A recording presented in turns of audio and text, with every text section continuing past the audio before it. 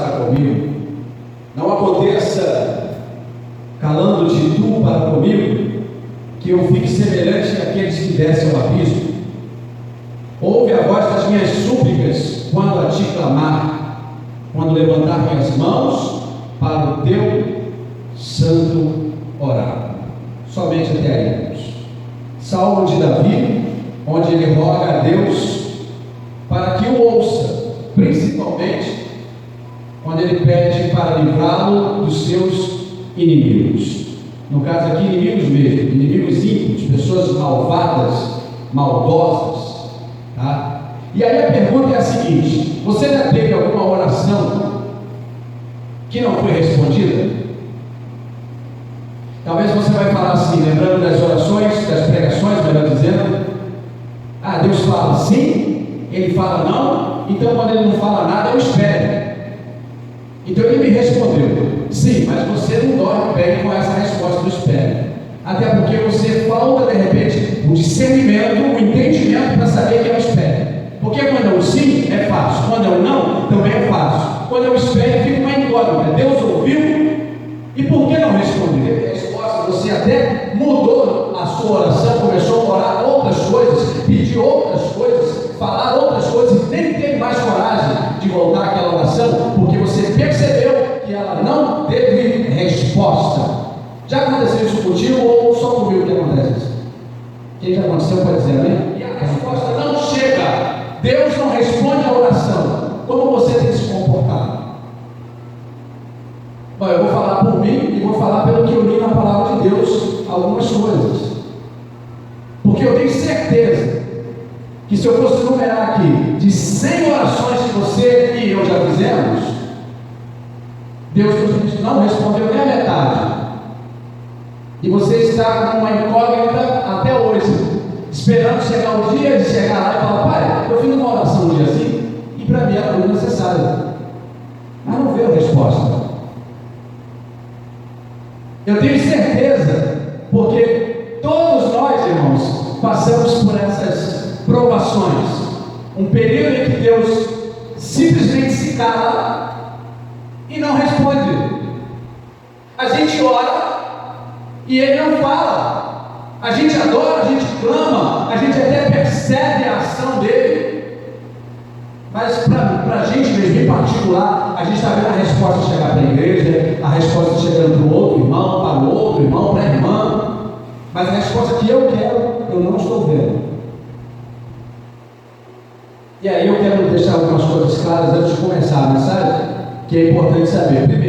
Primeiro que a gente tem que saber, primeira coisa sobre oração: Deus ouve todas as orações. Posso ouvir um amém? Amém. Ele ouve todas. Segundo, antes de sair a primeira frase, a primeira palavra, Ele já sabe o que a gente vai pedir. Ou seja, tudo que eu estava ainda montando para tentar chegar em oração na presença de Deus, para começar a pedir a Ele já sabia. Ele só estava esperando eu orar. Pronto, Ele ouve as orações, Ele já sabe antes de eu pedir o que eu quero. E por que Ele não responde? Muitas vezes, simples, porque Ele não é obrigado a responder oração nenhuma. Sim ou não? Deus malvado? Não, Deus soberano. É diferente. O Deus soberano é um Deus que não é obrigado a responder nenhuma oração. E é por isso que quando Ele faz, é por graça e misericórdia. É por isso que quando eu faço uma pequena oração, uma mais simples que seja, e eu percebo a resposta de Deus, porque assim, muita gente pensa assim: sabe que eu não sei nem discernir a resposta de Deus? Isso é um problema no meio da igreja, não saber discernir a resposta de Deus, porque muita gente pensa assim: Deus vai falar assim, sim meu filho, não minha filha, espere minha filha e meu filho. Não, irmãos, a gente vai orar a Deus e nas circunstâncias Ele vai estabelecendo o seu propósito e a sua vontade. Ele vai trazer a resposta. Uma vez vai vir com uma pregação de alguém, uma vez vai vir com alguém louvando, outra vez com alguém tocando instrumento, outra vez com alguém dançando, outra vez você vai ter a resposta na oração de um irmão que está do seu lado. Às vezes Ele vai falar com você quando você estiver dormindo. Quando você cansou de lutar, Ele vai falar com você. A coisa que a gente mais faz é orar. É por isso que lá no Getsemane, Jesus vai falar o seguinte: gente, antes de orar, vigia. Porque oração a gente faz bastante. Tem gente até que ora muito, em todos os momentos. Vai sair de casa, ora. Chegou de casa, ora. Vai comer, ora. Vai dormir, ora. Vai tomar banho, ora. Troca de roupa, ora. Vai conversar com alguém, ora. Vai ligar para alguém, ora. Está em oração o dia inteiro. Essa pessoa é maluca. Não, ela gosta de orar. E orar é falar com Deus. Só que algumas, como a pastora falou aqui, a gente precisa ser incisivo, porque a gente precisa de um feedback, a gente precisa de um retorno. E muitas vezes a gente ora a Deus, pedindo a Ele a própria direção que vem do alto, mas essa resposta não chega. O problema não está em Deus. O problema sempre vai estar comigo. E tem muitos problemas que acontecem. Olha o primeiro. Sabe por que a resposta não chega? Deuteronômio, capítulo 1, versículo 45. Olha o que Deus falou para o povo: tornando, pois, vós e chorando perante o Senhor, o próprio Senhor não ouviu a vossa voz e nem vos escutou. Uma oração que não foi atendida. Moisés está falando com o povo de Israel. Sabe por quê que Deus não ouviu a oração de vocês? Volta um pouquinho comigo, versículo 43. 42, melhor dizendo: e disse-lhe o Senhor, dize-lhes, não subais àquele lugar e nem pelejeis, pois eu não estou no meio deles, para que não sejais feridos pelos inimigos. Porém, falando-vos eu, o próprio Deus, não ouviste. Em algum aspecto da palavra de Deus, da vontade de Deus, da obra de Deus, a gente vai bater num céu de bronze. A oração vai bater e voltar. Não, eu orei e a resposta está vindo e deve ter principado segurando a resposta. Não, eu estou em desobediência com Deus. Deus falou: não vá para tal lugar e nem entra naquela peleja, porque eu não vou estar com vocês. O que vocês fizeram? Foram, se deram mal, perderam, não ouviram a oração de vocês. Segunda coisa, irmãos, pula lá para Provérbios, versículo 28. Olha o que está escrito: então, Deus falando, clamarão a mim, mas eu não responderei. De madrugada me buscarão, porém não me acharão. Sabe por quê? Versículo 29. Porque odiaram o conhecimento e não proferiram o temor do Senhor. Desprezaram as coisas de Deus. Toda vez que eu vivo uma vida cotidiana de desprezar o conhecimento de Deus, o temor a Deus, a sabedoria de Deus, a palavra de Deus, tudo que é da parte de Deus, eu desprezo. Eu sempre coloco alguma coisa à frente, porque sempre tem uma coisa que é mais importante. Eu posso orar e não vou ter resposta. E talvez seja por isso que muitas pessoas em várias igrejas do mundo afora se acostumarão a vir a um determinado lugar para pedir a alguém para orar por isso. Diz assim, Provérbios 21, pode abrir lá. Provérbios 21, ao clamor do pobre necessitado, ele também clamará e não será ouvido. Bateu a porta, pediu, eu tenho, mas não dou. A qualquer momento eu vou entrar no meu quarto, dobrar meu joelho e orar. Deus também não vai dar. Que Deus mau que é esse que está sendo apresentado hoje? Não, irmãos. É um Deus soberano, um Deus santo, mas é um Deus justo. O pobre clamou, o necessitado buscou favor em quem podia dar, e aquele que podia dar reteve. Aí depois eu vou pedir algo para Deus, talvez não seja o que o pobre pediu, um arroz, um feijão, uma água, uma comida. Talvez eu pedi outras coisas, eu vou falar, também não. Justiça seja feita. Por quê? Desobediência impede a resposta de chegar. Desprezar as coisas do Senhor impede as coisas de chegar. Não ajudar o necessitado impede a resposta de chegar. Agora sim, vai para Isaías. Esse aqui é pior. Esse aqui é o que bate mais.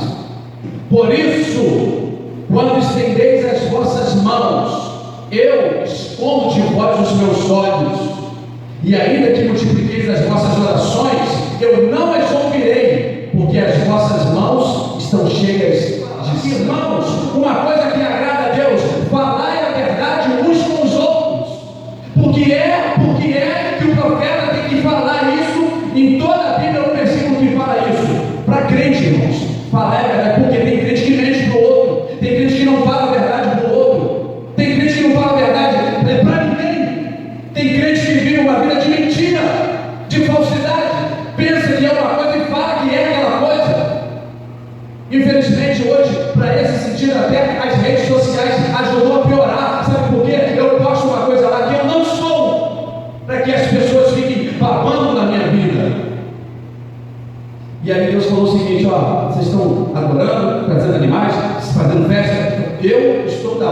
ouvidos para a oração de vocês, porque eu estou vendo falsidade no coração. Não está encolhida para que não possa salvar, nem agravar o seu ouvido para não poder ouvir, mas as vossas iniquidades fazem separação entre vós e vosso Deus, e os vossos pecados encobrem o seu rosto de vós, para quê? Para que ele não vos ouça. O que impede a resposta de chegar? Desobediência, desprezar as coisas do Senhor, não ajudar o necessitado, hipocrisia na vida de adoração do crente, mas essa daqui é pesada. Iniquidade e pecado. Essa não precisa de explicação. Uma pessoa que é cristã, mas que vive uma vida de iniquidade e de pecado, ela não vai ter resposta, ela vai ser um eterno dependente daquela oração 6 horas. Vocês sabem qual é essa oração? Vê um crente indo para a igreja, fala, está indo para a igreja? Estou 6 horas por mim. É a oração 6 horas. Eu vou orar, porque eu vou para a igreja, vai me pedir na rua, eu vou orar, mas aquela pessoa vai ser sempre dependente de uma oração 6 horas. Nunca vai conseguir chegar diante de Deus e falar com Ele ou ouvir dele, porque está vivendo ou em pecado ou em iniquidade. O pastor explica isso. Pecado não dá tempo, porque você já sabe o que é pecado. E iniquidade seria, sabe o que é? Essa palavra no hebraico, sabe o que significa? Olhar para o seu umbigo. Ou seja, aquela pessoa só se preocupa com o seu umbigo, com só ele quem mora no umbigo dele. Quem mora no umbigo dele? Eu e a minha família aqui, só o restante ninguém presta.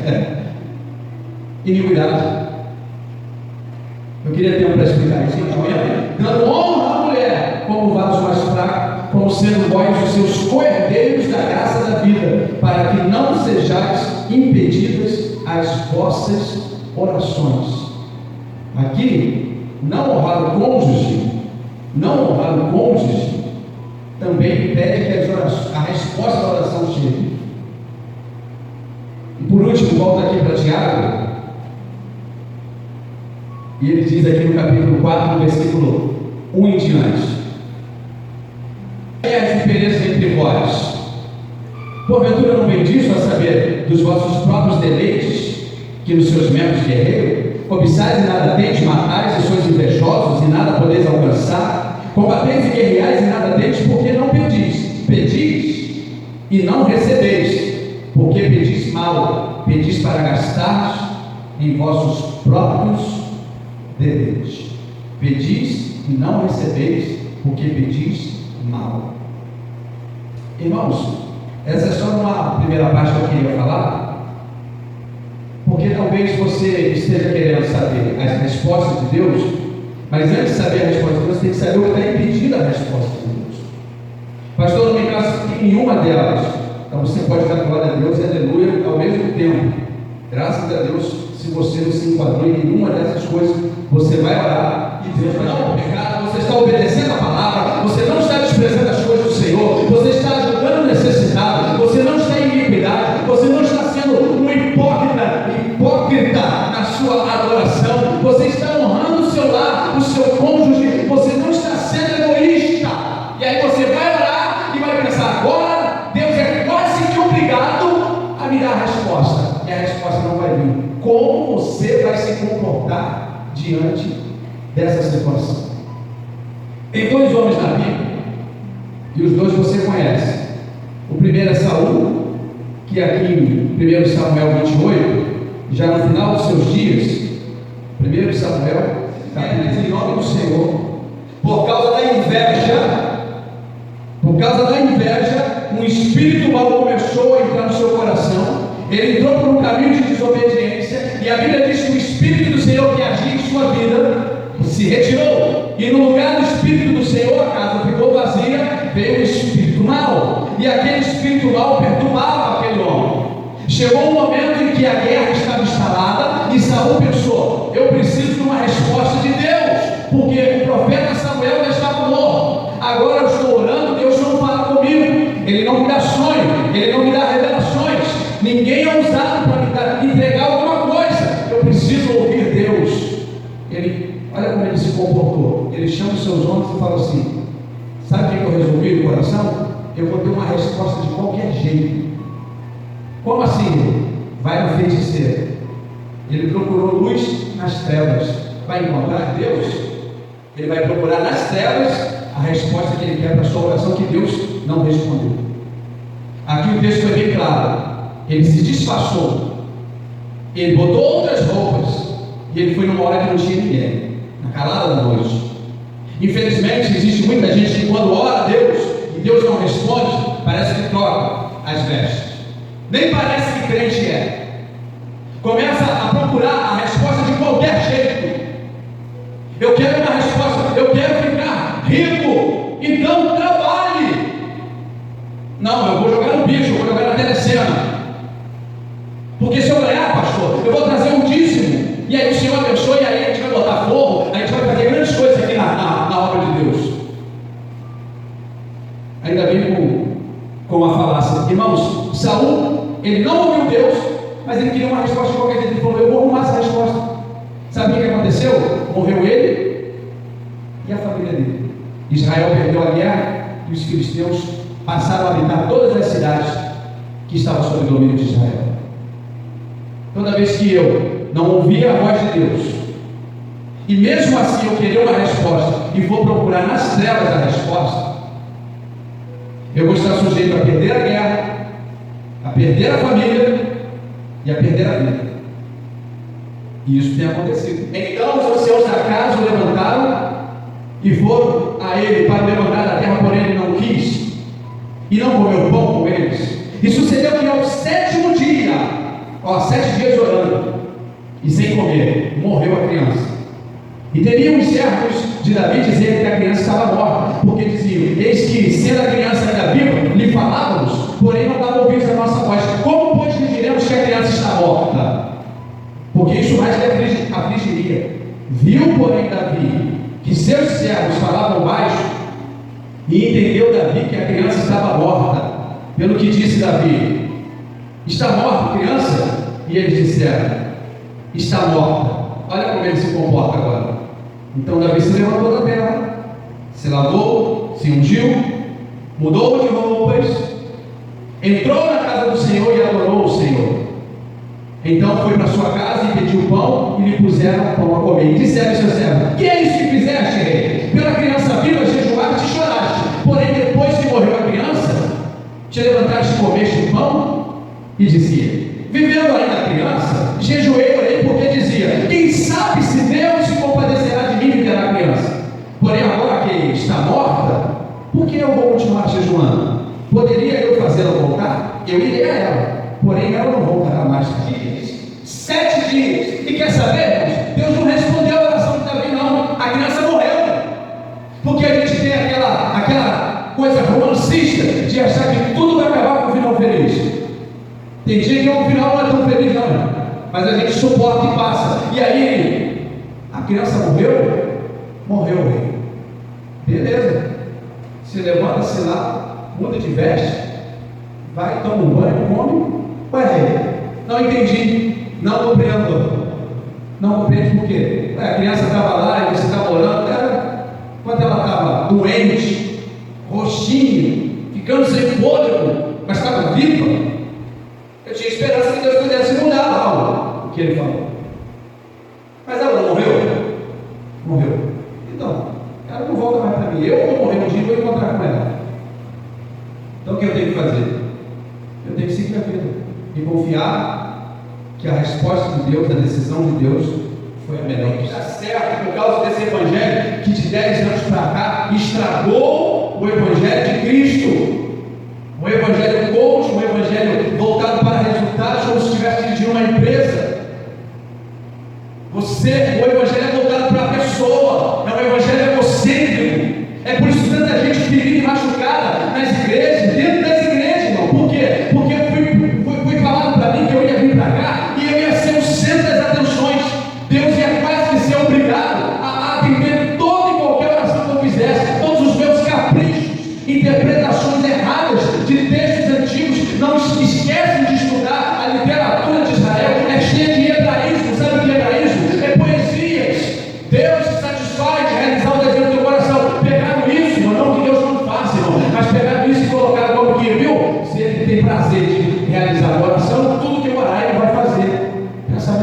totalmente errado. E sabe, irmãos, eu olho para Davi, o camarada é segundo o coração de Deus, ele entende. Ele entende tanto que o filho que ele teve lá, com Batseba, foi debaixo do pecado, e por isso não podia vingar, e Deus sabia o melhor. O filho morreu, depois ele casa com ela e faz tudo direitinho. Aí ele tem um filho, o nome do filho é Salomão, e vai reinar por 40 anos no lugar dele.